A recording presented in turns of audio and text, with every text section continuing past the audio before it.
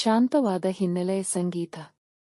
ಮಹಾನ್ ನಾರದ ಮಹರ್ಷಿಯ ಅಹಂಕಾರದ ಪಾಠ ಶಿವಪುರಾಣದಿಂದ. ಒಮ್ಮೆ ಮಹರ್ಷಿ ನಾರದರು ಮಾನಸ ಸರೋವರದ ತೀರದಲ್ಲಿ ಶಿವನ ಅನುಗ್ರಹ ಪಡೆಯಲು ತಪಸ್ಸು ಮಾಡುತ್ತಿದ್ದರು. ಆದರೆ ದೇವೇಂದ್ರನು ನಾರದರು ತನ್ನ ಸಿಂಹಾಸನದ ಮೇಲೆ ಕಣ್ಣಿಟ್ಟಿದ್ದಾರೆ ಎಂದು ಭಾವಿಸಿ ತಪ್ಪಾಗಿ ಅರ್ಥಮಾಡಿಕೊಂಡರು. ತಪಸ್ಸನ್ನು ಭಂಗಪಡಿಸಲು ದೇವಾಲಯದ ಅಪ್ಸರೆಯರಾದ ರಂಭ ಮತ್ತು ಇತರರನ್ನು ಕಳುಹಿಸಿದರು.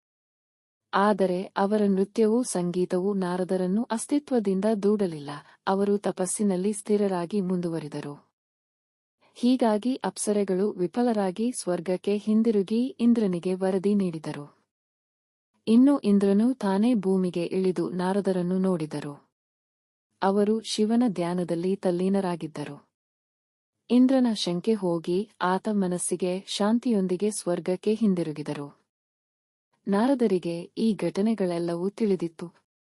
ತನ್ನ ತಪಸ್ಸು ಯಶಸ್ವಿಯಾದುದು ತನ್ನ ಸ್ವಸಂಯಮದಿಂದ ಎಂಬ ಭಾವನೆ ಅವರಿಗೆ ಬಂದುಬಿಟ್ಟಿತು.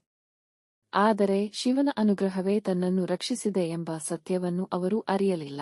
ಅಹಂಕಾರದಿಂದ ಅವರು ಹೇಳಿಕೊಂಡರು, ಕಾಮದೇವನು ಶಿವನ ತಪಸ್ಸನ್ನು ಒಮ್ಮೆ ಭಂಗಪಡಿಸಿದ್ದರೂ ನನ್ನ ತಪಸ್ಸನ್ನು ಭಂಗಪಡಿಸಲು ಯಾರಿಗೂ ಸಾಧ್ಯವಾಗಲಿಲ್ಲ.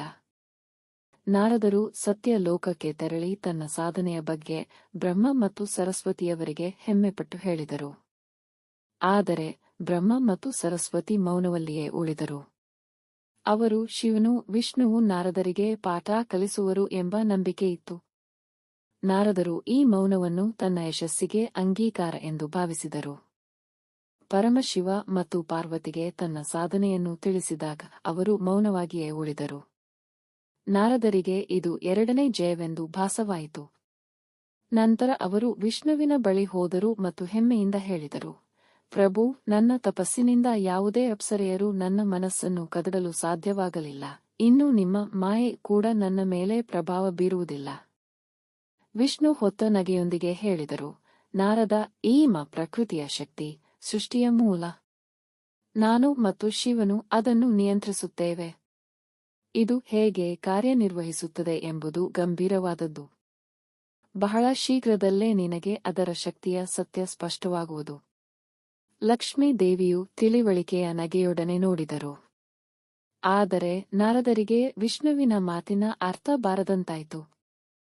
ಇನ್ನು ಅಹಂಕಾರದಿಂದ ಭರಿತರಾಗಿ ಭೂಮಿಗೆ ಇಳಿದರು. ಆದರೆ ಅವರ ತಪಸ್ಸಿನ ಅಹಂಕಾರ ಶೀಘ್ರದಲ್ಲೇ ಮುರಿಯುವ ಸಮಯ ಬಂದಿದೆ. ಸಂಗೀತ ನಿಧಾನವಾಗಿ ಮೌನವಾಗುವುದು. ಈ ಕತೆ ನಿಮಗೆ ಇಷ್ಟವಾದರೆ ಲೈಕ್, ಶೇರ್ ಮತ್ತು ಸಬ್ಸ್ಕ್ರೈಬ್ ಮಾಡಿ. ನಿಮಗೆ ಇಂದಿಗೂ ಹೀಗೆ ಅಹಂಕಾರವನ್ನು ಬದುಕಿನಲ್ಲಿ ಪಾಠ ಕಲಿಸಿದ ಅನುಭವಗಳಿದ್ದರೆ ಕಾಮೆಂಟ್ ಮಾಡಿ.